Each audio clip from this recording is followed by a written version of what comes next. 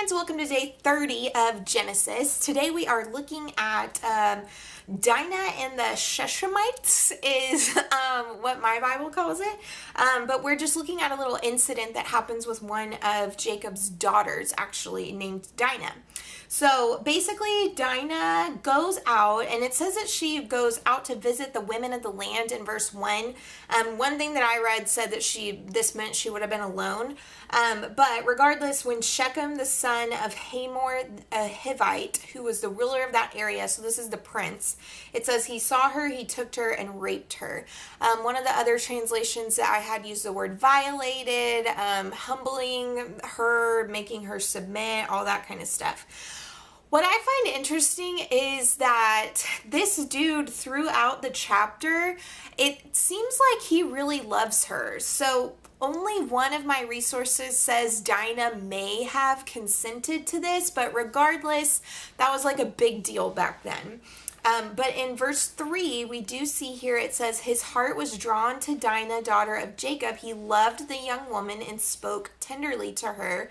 And Shechem said to his father, get me this girl as my wife. So he wants to marry her, and they go to Jacob. Jacob doesn't do anything because his sons are in the field, which I think is interesting, but whatever. Then it says, so the father goes to talk with him, and the brothers come in, and they kind of are the expected reaction. They're shocked, they're furious, they're angry because he had done such an outrageous thing. And one thing that I saw in verse 7 is it says, in Israel. Well, Israel is what God renamed Jacob. So this is kind of here showing us that Jacob's people are being recognized as a nation or a people group themselves, is what a lot of my resources said. So I just thought that was interesting. And it says, by sleeping with Jacob's daughter, a thing that should not be done. Then we see again, my son Shechem has his heart set on your daughter. That's what the dad says. So the dad is like, hey, will you intermarry with us? You know, you give us your daughters. We'll take our daughters to you. You can settle among us. Just live in this land, basically. And so then he tells them, the son comes and he says, you know, I'll pay whatever. I'll give you whatever dowry you want. Just give me the girl, basically, is what he says. So like I said, it seems like he really loves her and cares about her and wants her to be his wife, because we see this like over and over throughout the chapter. But in verse 13, it says, because their sister Dinah had been defiled, Jacob's sons, so not Jacob this time, but Jacob's sons, replied deceitfully, which is like Jacob, which I think is interesting, as they spoke to Shechem and his father Hamor. So basically, now Jacob used to deceive everybody all the time, and now we see his sons doing it. So basically what they say is that, okay, yeah, like you can have her, but you have to all be circumcised because it would be disgraceful for us, if our, people were intermarrying with people that weren't circumcised. So, and then they say, if you don't agree to this, then we'll just take her and go. So Hamor and his son Shechem, and it says the young man who was the most honored of all his father's family lost no time in doing what they said because he was delighted with Jacob's daughter. That's verse 19. So they go, they tell their men in the city, we see their true intentions, and they're being deceitful as well, basically, because they're saying, in verse 23, we see here, won't their livestock, their property, and all their other animals become ours? So let us agree to their terms, and they will settle among us. So they're like, hey, there's plenty of room here, and basically everything that they own is going to become ours anyways, so let's just all get circumcised, is basically what they say. So they do. And it says 3 days later, while they were all still in pain, two of Jacob's sons, Simeon and Levi, Dinah's brothers, took their swords and attacked the unsuspecting city, killing every male. So they take like all of it. They seize their flocks, their donkeys, their herds. They take their wealth, the women, the children. They just like crush that city, and they loot it too.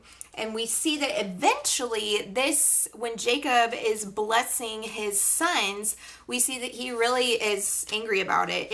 I'm in Genesis 49, verses 5 through 7. It says, Simeon and Levi are brothers, instruments of cruelty are in their dwelling place. Let not my soul enter their council, let not my honor be united to their assembly. For in their anger they slew a man, and in their self-will they hamstrung an ox. Cursed be their anger, for it is fierce, and their wrath, for it is cruel. I will divide them in Jacob and scatter them in Israel. So that's Jacob like blessing his sons. That's what he has to say about Simeon and Levi from this event. So one thing that I just thought was interesting is then we see in verse 30, Jacob is really concerned. He says, you have brought trouble on me by making me obnoxious to the Canaanites and the Perizzites, the people living in the land. So he's worried that they're going to all join forces and then come attack him because he's been like a nuisance to the people that live there, basically. I just think that's interesting because it shows that Jacob wanted to live at peace with the other people that were there, even though they weren't of his culture or beliefs or whatever. I just thought that was interesting and kind of something that in this day and age we can all take into consideration, that while we don't have to live like them or look like the people in this world, Jacob did want to be at peace with them. So that reminded me of Proverbs 16 verse 32, which says, he who is slow to anger is better than the mighty, and he who rules his spirit than he who takes a city. That's kind of what the sons needed to hear, I think. But also it just reminded me of kind of the consequences of acting hastily. And so I just wanted to share that right at the end here. So if you need the 5 and 5, they're coming right up. If not, have a great day, and I'll see you tomorrow. Okay, y'all, here are the 5 and 5 for Genesis day 30. The first question is, Jacob's sons are described as deceitful, just like their father.